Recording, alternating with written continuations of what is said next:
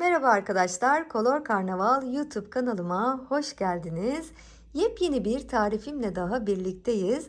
Amigurumi kadife ipten dikişsiz, çok kolay ve kısa sürede örebileceğiniz bir örümcek tarifiyle geldim. Videomda sizlere adım adım nasıl örüleceğini ve amigurumi tekniklerini ayrıntılı olarak anlatacağım. Hiç amigurumi örmeyi bilmeyen arkadaşlarımız bile eğitim videomu izleyerek kolaylıkla örebilecekler. Çalışmamda kullandığım malzemelerin listesini de videomun açıklama kısmına bıraktım. Orada bulabilirsiniz. Örümceğinizi cadı şapkası aksesuarla süslemek isterseniz de sağ üst köşedeki linke tıklayarak daha önce videosunu yayımladığım cadı şapkası tarifime ulaşabilirsiniz. Kanalımı ve videomu desteklemek isterseniz de beğeni ve yorumlarınızı mutlaka bekliyorum. Kanalıma abone olmayı da unutmayınız. Şimdi ben hazırım. Sizler de hazırsanız haydi hep birlikte örmeye başlayalım. Gövde örerek çalışmaya başlayacağız arkadaşlar. Gövde iki parçadan oluşuyor. Ben bir parçanın örülüşünü size öğreteceğim. İkinci parçayı da yine aynı şekilde siz örüp hazırlarsınız. Şimdi kolay olması açısından başlangıçta 2 adet zincir çekerek çalışmaya başlayacağız. 1, 2. Şimdi ikinci zincirin içerisine 6 adet sık iğne örüyoruz. 1, 2, 3, 4, 5 ve 6. Şu minik ipliği yine bir çekelim şu şekilde. Sıkıştıralım. Başlangıcı böylece yapmış oluyoruz arkadaşlar. 6 tane sık iğne sihirli halkanın içine ördük. Spiral öreceğiz. Bu nedenle işaret kullanacağız. İşareti sıranın başını kaybetmemek için kullanıyoruz. Sıranın başına yerleştiriyoruz. Şimdi ikinci sırada her dikişin içerisine çift öreceğiz. Her dikişe 2 tane sık iğne örüyorsunuz. Bir tane daha, 2. İkinci çifti örüyorum. Üçüncü çift, dördüncü, beşinci ve altıncı çift. Sıranın sonuna geliyorum. İşaret buradaysa doğru ördün anlamına geliyor. Şimdi işareti alacağız ve tekrar sıranın başına yerleştiriyoruz. Yeni sırada bir tane tek örüyoruz. Bir tane çift. Bir tek, bir çift. Bir tek, bir çift. Bir tek, bir çift. Bir tek, bir çift. Bir tek, bir çift. Sıranın sonuna geliyorum. Sırada da toplam 18 adet sık iğne örmüş olmalısın.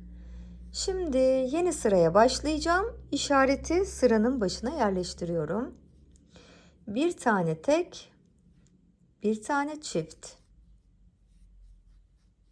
2 tane tek tek örüyoruz. Bir tane çift. 2 tek, bir çift. 2 tek, bir çift.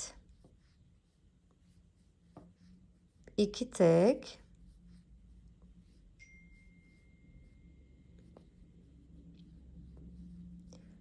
2 tek, 1 çift, 2 tek,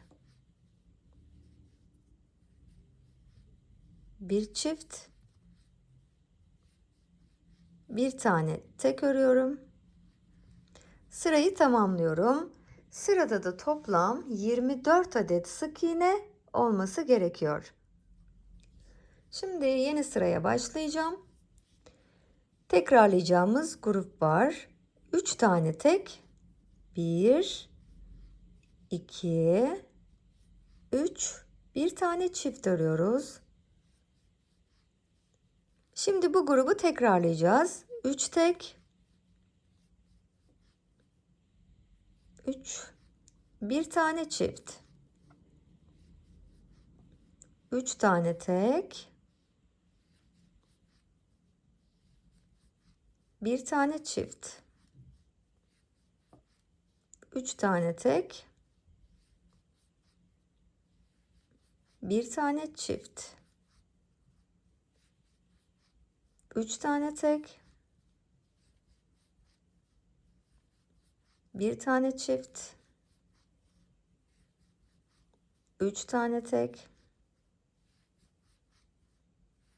bir tane çift örüp sırayı tamamlıyoruz. Sırada da toplam 30 adet sık iğne olmalı. Tekrar sıranın başına işareti yerleştiriyoruz. Yeni sıraya başlayacağız. 2 tane tek, bir tane çift,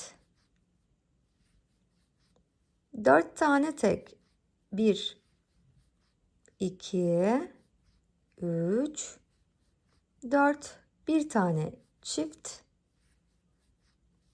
4 tane tek, 3, 4, bir tane çift, 4 tane tek,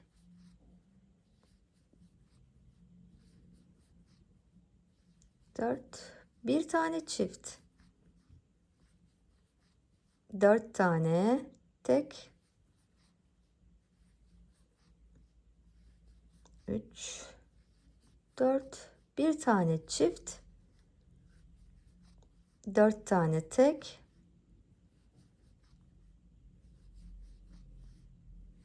4, bir tane çift. Şimdi 2 tane tek tek örüp bitireceğiz. 1 tane daha, 2. Sıranın sonuna geldim. Toplamda 36 adet sık iğne örmüş olduk. Tekrar işareti sıranın başına koyalım. Şimdi 5 tane tek tek örüyorsunuz. 1, 2, 3, 4, 5, bir tane çift, 5 tane tek, 1, 2, 3, 4, 5, bir tane çift, 5 tane tek, 1, 2, 3, 4, 5, bir tane çift, 5 tane tek, 1, 2, 3, 4, 5, bir tane çift,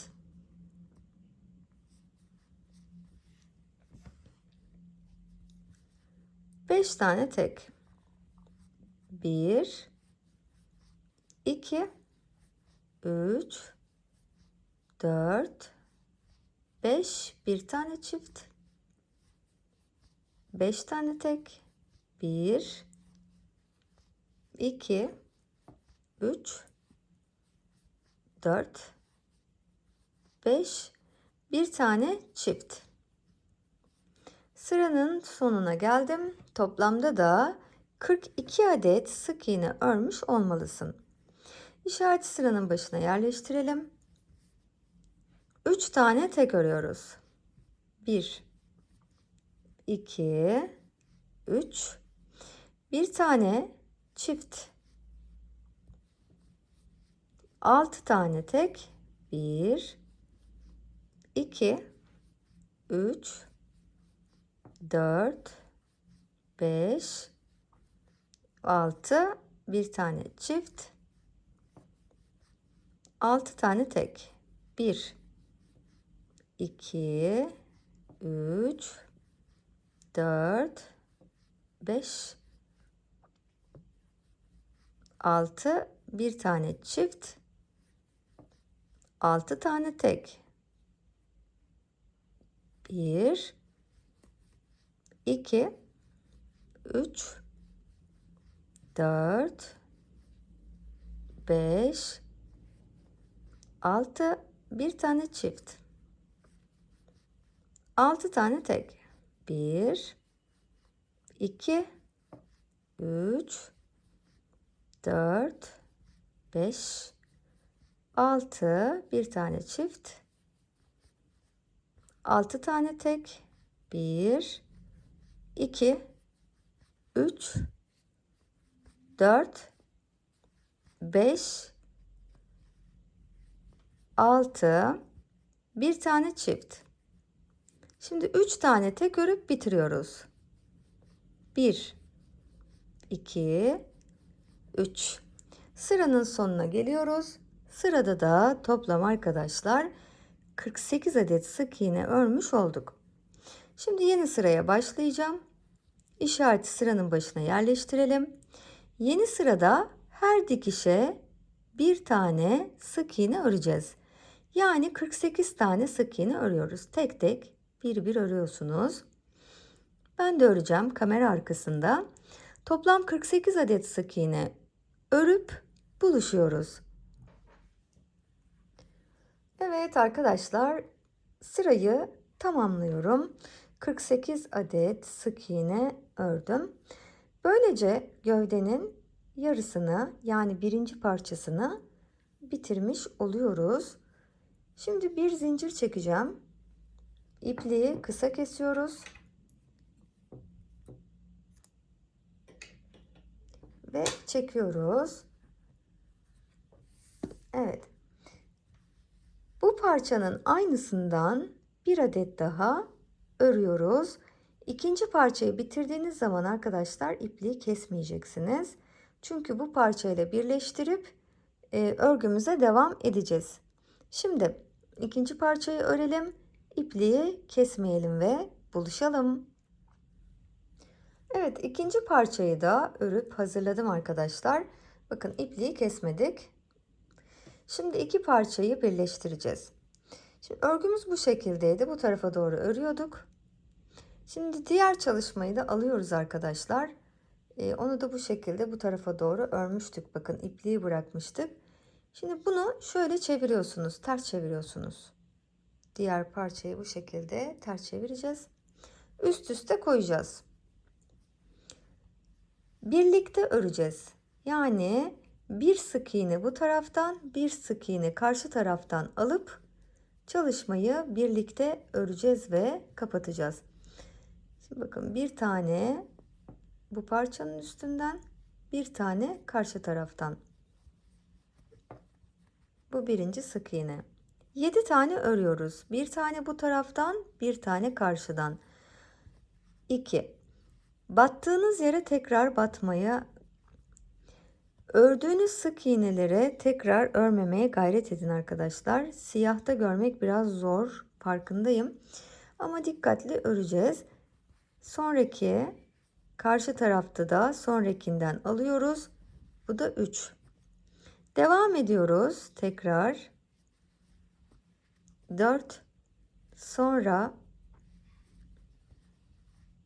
5, bir sonrakine 6, bir sonrakini örüyoruz. Bu da 7. Şimdi 7 tane sık iğne örerek iki parçayı da birleştirdik. Evet, 7 tane sık iğne ördüm. Şimdi 12 tane zincir çekeceğiz. 1, 2, 3, 4, 5, 6, 7, 8, 9, 10, 11, 12. Şimdi ikinci zincirin içine bir zincir kaydırma yapacağız. 1, 2, ikinci zincirin içine bir tane zincir kaydırma. Şimdi 6 tane zincir çekeceğiz. 1, 2, 3, 4, 5, 6. İkinci zincirin içinden örmeye başlayacağız. 1, 2, 3, 4, 5 tane sık iğne tek tek her zinciri öreceğiz. İkinci zincirden başlıyoruz. 1 yanındakine, 2 yanındakine, 3 yanındakine, 4 yanındakine, 5. Şimdi geliyoruz buraya arkadaşlar. Bu bölüme zincirlerin dönmemesine dikkat edin. Düzgün örersiniz. Şöyle dönmesin zincirler. Hepsi size doğru V baksın. Şimdi buradan örmeye devam edeceğim. 11 tane sık iğne öreceğiz. Bakın buradan. Şu köşeyi atlıyorsunuz. Şöyle bir köşe göreceksiniz burada. Bu köşeye batmayacaksınız buradan. Buradan örgüye devam edeceğiz. 11 tane sık iğne öreceğiz. Her zincire bir tane.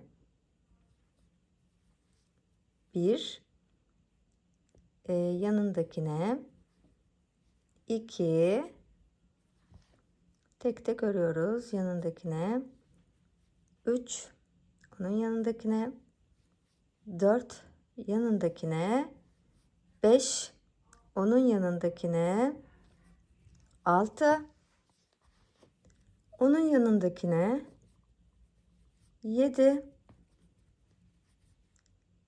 onun yanındakine, 8 9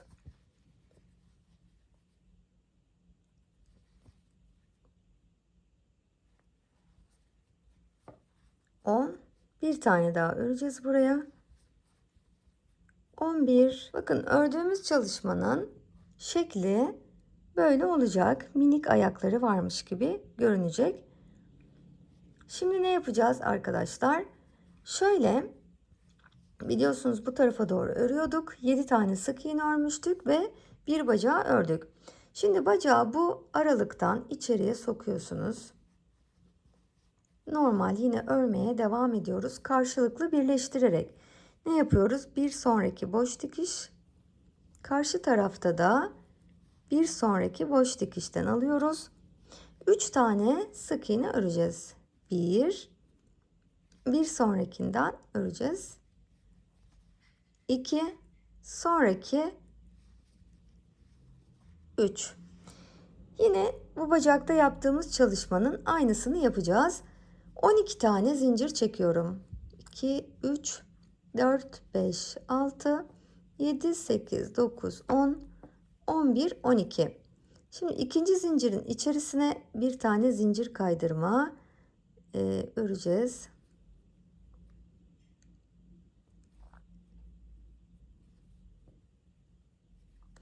Altı tane zincir. 1, 2, 3, 4, 5, 6. Şimdi ikinci zincirin içinden örmeye başlayacağım. 5 tane sık iğne. 1, 2, 3,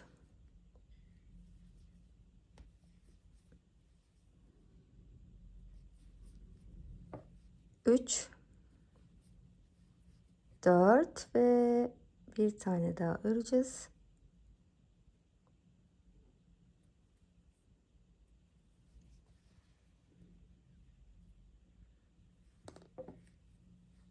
Beş. Şimdi buradan devam ediyoruz. 11 tane sık iğne öreceğiz. 1, 2, 3, 4, 5, 6, 7, 8, 9, 10.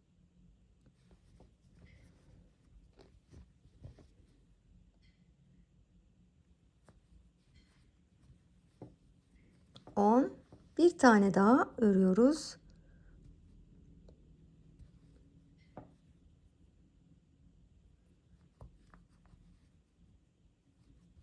Ve 11. Şimdi ne yapıyoruz? Bacağı içeriye sokuyoruz bu şekilde. Sonraki boş dikişlerden devam edip 3 tane sık iğne öreceğiz. Karşılıklı örüyoruz. 1, sonraki 2 ve bir tane daha 3. Şimdi yine aynı şekilde tekrarlıyoruz arkadaşlar. 12 tane zincir çekeceğim. 2, 3, 4, 5, 6, 7, 8, 9, 10, 11, 12. Şimdi ikinci zincirin içine bir zincir kaydırma yapıyoruz.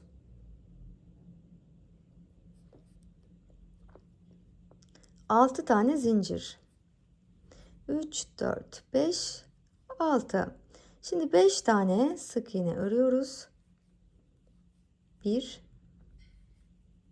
2,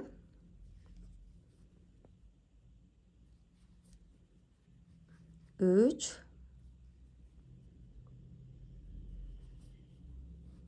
4, bir tane daha 5. Şimdi 11 tane sık iğne öreceğiz. Her zincire bir tane örüyoruz. 1, 2 ve 11. sık iğneyi örüyorum. Şimdi yine bacağı iç tarafa iterek saklayacağız. Ne yapacağız? 3 tane sık iğne öreceğiz karşılıklı. Bir tane bu taraftan alıyorum. Bir tane karşı taraftan. Bu bir. Sonra ikinciyi. Sonra üçüncüyü. Üçüncü sık iğneyi örüyorum. Şimdi yine aynısını yapacağız arkadaşlar. 12 tane zincir çekiyorum. 2, 3, 4, 5, 6, 7, 8, 9, 10, 11, 12. Şimdi ikinci zincirin içerisine bir tane zincir kaydırma örüyorum. Ve 6 tane zincir çekeceğim. 1, 2, 3, 4, 5, 6. Şimdi diğer bacaklarda yaptığımız çalışmanın aynısını yapacağız. 5 tane sık iğne buraya, 11 tane de buraya örüp buluşalım arkadaşlar. Ve 11. sık iğneyi de örüyorum. Şimdi bacağı tekrar iç tarafa atıyoruz bu şekilde. Bu sefer 18 tane öreceğiz karşılıklı arkadaşlar. Birer birer tek tek karşılıklı alıyoruz. 18 tane sık iğne ile kapatıyoruz. 1, 2, devam edelim. 3, 18 tane toplam örüp buluşalım. Evet, 18. sık iğneyi de ördüm arkadaşlar. Şimdi burada ne yapacağız? Buradayım, 18 tane ördüm. Bir tane zincir çekip ipliği keseceğiz. Kısa kesiyoruz ve çekiyoruz.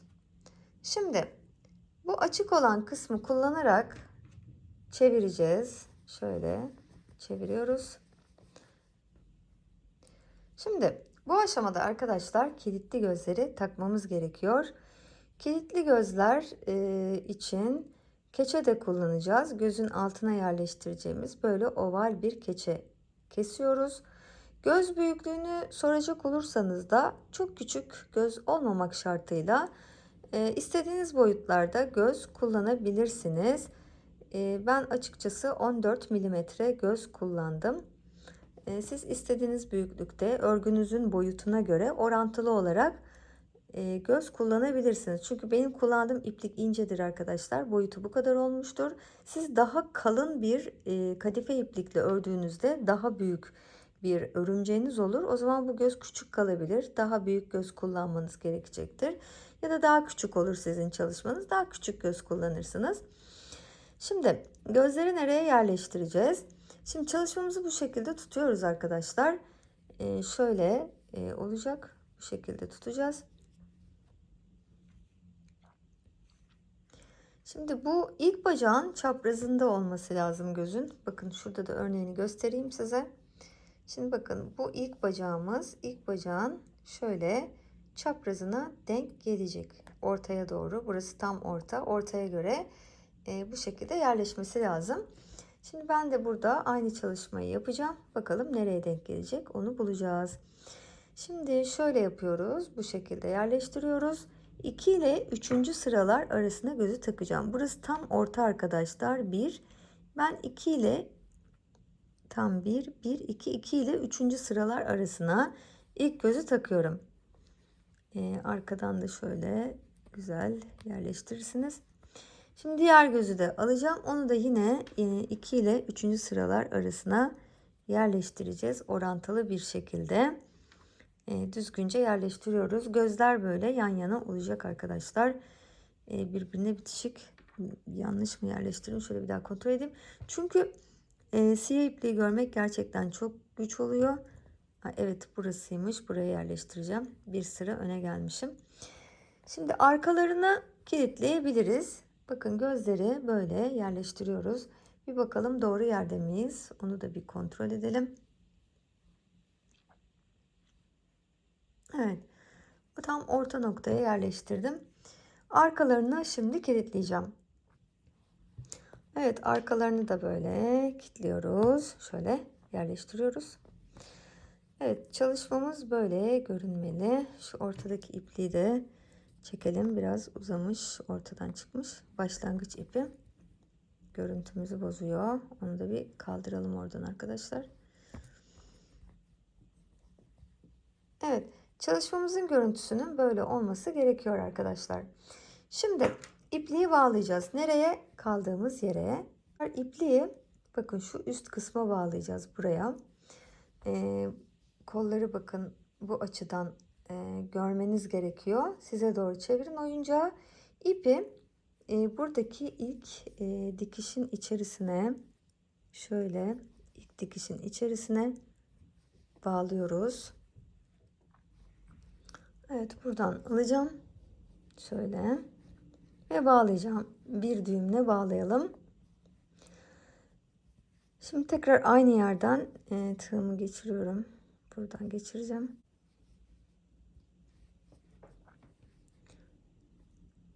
Şöyle alıyorum. Bu bir. Yani ipliği bağladığımız sık iğne bir. Sonra yanındakini atlıyoruz arkadaşlar. Yine karşıdan alıyoruz. Zincir kaydırma yapıyoruz. Bu 2. Yine aynı şekilde devam ediyoruz. 3. zincir kaydırma. Sonra devam ediyoruz. Bu da 4. zincir kaydırma. Bir tane daha örüyoruz. 5. Evet. Şimdi ne yapacağız? Şimdi burada yaptığımız çalışmaların, kollardaki çalışmanın aynısını yapacağız arkadaşlar. 12 tane zincir. 1, 2, 3, 4, 5, 6, 7, 8, 9, 10, 11, 12. İkinci zincirin içine bir tane zincir kaydırma yapıyoruz. 6 tane zincir. 1, 2, 3, 4, 5, 6. Yine aynı şekilde 5 tane sık iğne bu bölüme. 11 tane sık iğne de buradaki zincirlere örüyoruz. 1, 2 ve 11. Bakın buradayız. Devam ediyoruz. Açık olan kısım burası. Sonraki boş dikiş ve karşıdan alıp bir zincir kaydırma. 1. Yanındakine 2. Yanındakine 3. Yine 12 tane zincir. 1, 2, 3, 4, 5, 6, 7, 8, 9, 10, 11, 12. Şimdi ikinci zincirin içerisine bir tane zincir kaydırma yapıyoruz. 6 tane zincir. 1, 2, 3, 4, 5, 6. Yine aynı şekilde 5 sık iğne buraya, 11 tane de alt kısımdaki zincirlerin içine örüyoruz. Ve 11. sık iğnem. Şimdi geliyoruz alt tarafta. 3 tane zincir kaydırma yapacağız ama yapmadan evvel içine az miktar elyafla dolduralım. Bakın çalışmanızda da görüntü böyle olacak. Böyle gözükmesi gerekiyor bacakların. Aşağıya doğru uçlarının bakması gerekiyor. Buna dikkat edersiniz. Şimdi içine elyafla biraz dolduruyoruz. Evet, ben içini doldurdum. Çok fazla doldurmayın arkadaşlar. Şöyle top gibi olmasın. Biraz yastık gibi olacak. Şöyle basık yastık gibi olması lazım. Şimdi buradan devam edeceğiz. Yine 3 tane zincir kaydırma yapacağız. Sonraki dikişten devam ediyoruz. 3 zincir kaydırma. 1 2 bir tane daha öreceğiz. 3. Şimdi arkadaşlar bir kol daha örüyoruz. Aynı şekilde örüp buluşuyoruz. Evet, üçüncü kolu da ördüm arkadaşlar. Şimdi yine 3 tane zincir kaydırma yapacağız. Burada 1 2 artık sonuncu kapatmayı yapıyorum. Sizin de bitmiş olması ve denk gelmesi gerekiyor. Bu da üçüncü zincir kaydırma. Yine bir bacak daha aynı şekilde örüp buluşuyoruz arkadaşlar. Evet, 11. sık iğneyi de örerek 4. bacağı da böylece bitirmiş oluyorum. Şimdi ipliği uzun bırakacağız. Burada bir tane dibine zincir kaydırma yapıyoruz bu şekilde. Bir tane de şöyle zincir çekelim. İpliği kısa kesiyoruz. Çekiyoruz. Şimdi bu ipliği iç tarafa çekerek saklarsınız. Şöyle alacağız.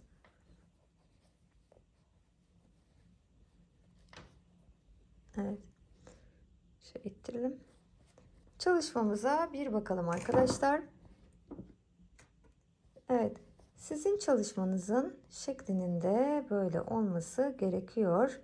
Şöyle gözleri de biraz hafif düzeltelim. Evet. Orantılı olarak yerleştirirsiniz. Dediğim gibi iki gözünde. Şimdi bakın bunlar birinci bacaklar. Birinci bacaklara böyle çapraz olarak oturması gerekiyor düzgün bir şekilde. Bacakları da kontrol edersiniz. Şöyle ayakların aşağıya doğru bakması gerekiyor. Bu şekilde aşağıya doğru bakacak. Şimdi ne yapacağız? Turuncu renk ile 2 tane dairemiz var. Onu öreceğiz ve gülen surat ifadesi yapacağız. Turuncu rengi ipliği alalım. Şimdi sihirli halka ile çalışmaya başlayacağız. Bir zincirle sihirli halkayı kilitliyoruz. 6 tane sık iğne öreceğiz. 1 2 3 4 5 bir tane daha 6 kısa ipliği tutup çekiyoruz. Şimdi birinci zincirin içine, birinci sık iğnenin içine sırayı bir zincir kaydırmayla birleştiriyoruz. Bir zincir çekiyoruz. Şimdi ikinci sırada her dikişe çift öreceğiz. 6 adet çift öreceğiz. Her dikişin içine 2 tane. 2 yanındakine 1 2 yanındakine 1 2 yanındakine 1 2 yanındakine bir tane daha öreceğiz ve bitireceğiz. Şimdi burada sırayı birleştirmiyoruz arkadaşlar. İpliği dikiş için uzun bırakıp kesiyoruz. Bu ipi biraz daha uzun bırakacağım. Çünkü gülen yüz ifadesinin nakışını da bu iple yaparım. O nedenle bu parçadaki ipi biraz uzun bıraktım. Şöyle çekelim. Şimdi bunun aynısından arkadaşlar bir adet daha öreceğiz. İkinci parça da burada. Şimdi ördüğünüz ikinci parçanın da yine ipini uzun bırakıyorsunuz. Şimdi hemen iğneye geçiriyoruz. Şimdi dikmeden önce burada yapmamız gereken bir çalışma var. Gizli kapama yapacağız burada. Gözükmeyecek şuradaki boşluk. Bir bütün gibi görünecek daire. Şimdi ilk dikişi buluyorsunuz. Bu dikiş altından şöyle geçiriyorsunuz iğneyi. Son dikişin de içinden geçiriyorsunuz. Bu şekilde geçiriyoruz. Çekiyoruz. Bakın burada birleştirdiğimiz yer bu şekilde belli olmamış oluyor. Şimdi alalım hemen örümceğimize. Nereye yerleştireceğiz? Bakın tam buraya yerleştiriyoruz. Diğer örnekte de göstereyim size, dikmiştim. Bakın gördüğünüz gibi. Şimdi bu gözün şöyle ölçebilirsiniz. Bu gözün hizası buradan itibaren başlayacak. Yerleştireceksiniz daireyi. Arada da gözle arasında da yani şu kadar bir boşluk kalması gerekiyor. Şöyle yarım santim gibi bir boşluk kalacak.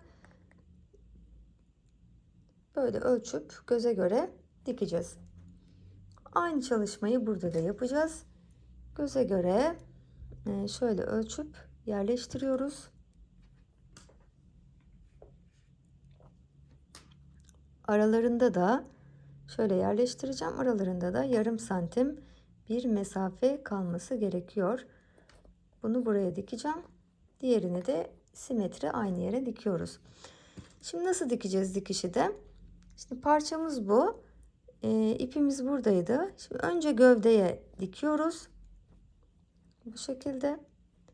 Bu V dikişin altından bakın geçiriyorum. Dikişlerim gözükmesin diye. Yanından sonra yanındakinden geçiriyorsunuz. Sonra gövdeye dikiyoruz. Evet. Önce buradan geçiriyoruz.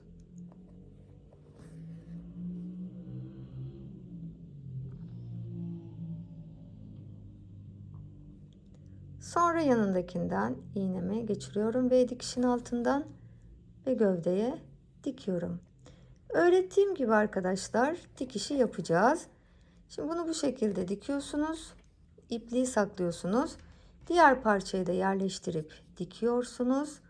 Ve beni bekliyorsunuz. İpi kesmiyorsunuz. İkinci parçayı diktikten sonra ipi kesmiyorsunuz. Ben de bu daireleri dikeceğim. Sonra bir de buraya gülen yüz ifadesi nakışı yapacağız bu parçanın ipiyle. Şimdi dikelim, buluşalım. Evet arkadaşlar, ben dikişimi tamamladım. İkisini de diktim. Şimdi bakın ipi bu şekilde çıkarıyorsunuz. Bakın bu daireden şuradan bu şekilde çıkarıyorsunuz. Şimdi burada bir gülen yüz ifadesi vereceğiz. Böyle yapacağız bu şekilde. Şimdi buradaki V dikişin içinden geçireceğim. Ve karşıdan çıkaracağım. Yine aynı şekilde. Evet. Şimdi buradaki ipliği biraz gevşetin arkadaşlar. Şöyle gevşek bırakalım. Hatta buraya bir iğne koyalım. Şöyle. Şimdi bakın buradaki sıranın bir altı. Burası. Şöyle bir gülen yüz ifadesi verdik. Şimdi diyeceksiniz ki bu şekilde mi kalacak? Hayır tabii ki. Yapıştırıcı ile yapıştırıyorsunuz ipliği arkadaşlar. Şimdi şurada bir ipi çıkaralım önce. Buradan başka bir yere. Ve şöyle yürütebiliriz. Artık ipi keseceğim. Bir yapıştırıcı alıyorum hemen. Yapıştırmak için ipliği. Evet, ipin altına şu şekilde çok az miktarda sürseniz yeterli. Evet. Şöyle yerleştireceğim ve yapıştıracağım. Buradaki fazlalıkları da temizlersiniz. Bu şekilde yerleştirelim. İsterseniz bu iğne biraz daha kalsın burada ki iyice yapışsın. Çok az miktarda sürmeye dikkat edersiniz. Zaten kuruyunca da bunlar beyaz beyaz gözükecek. Onları da temizlersiniz arkadaşlar. Şöyle. Evet, alacağım artık bunu. Evet. Çalışmamı böylece tamamlamış oluyorum arkadaşlar. Örümceğimiz hazır. İsterseniz şu tam tepe noktasına ip bağlarsınız. Bu şekilde de asabilmeniz mümkün. Çalışmamızı böylece burada tamamlamış oluyoruz.